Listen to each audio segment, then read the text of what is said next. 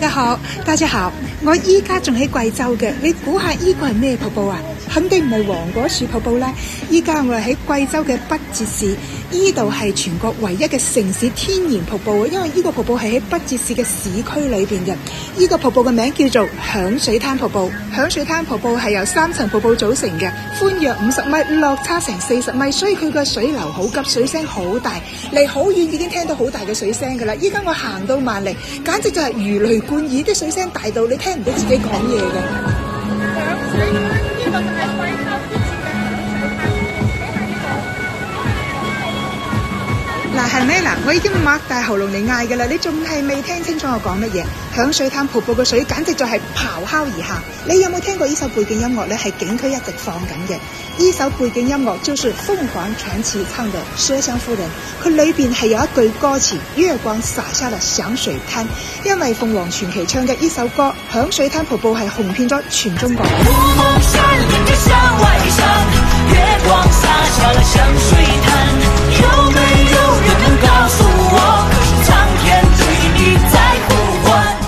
就係因為水聲大得滯，所以取名響水灘。依家我行上響水灘嘅上游區，兩邊都係青山，風景好靚。睇完響水灘瀑布，我再帶你睇響水灘嘅音樂季。依家我哋行入北折市嘅同心步行街，呢條步行街呢就好似個古鎮咁嘅。如果你嚟貴州北折旅遊，一定要行下呢條街。貴州就好多少數民族噶嘛，所以呢條街上邊嗰啲樓呢就好似啲少數民族的吊樓咁嘅。而且呢度人唔係好多，又有好多青石板路，所以呢度係可以拍古風嘅唯美大片嘅。呢條步行街上面仲有好多嗰啲小酒館，依家我就拍緊其中一家酒館。你係咪覺得似拍嗰啲古裝戲咁啊？你要俾心慢慢揾，呢度好多呢啲場景噶。就嚟天黑啦，我哋開始行入響水灘嘅音樂季。呢個位置係喺響水灘嘅下游。響水灘嘅音樂季咧係從2025年6月28號開幕，一直持續到10月18號，總共演出16場。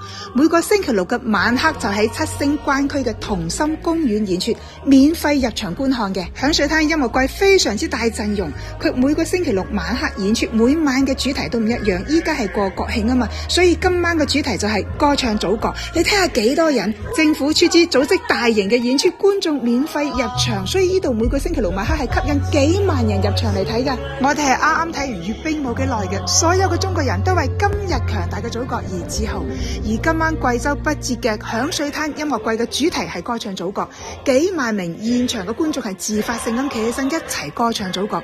祝願我哋嘅祖國日益強大，祝願我哋嘅人民生活越嚟越好。紫檀亦都祝願所有嘅朋友們國慶快樂，中秋快樂。我會繼續介紹貴州嘅景點。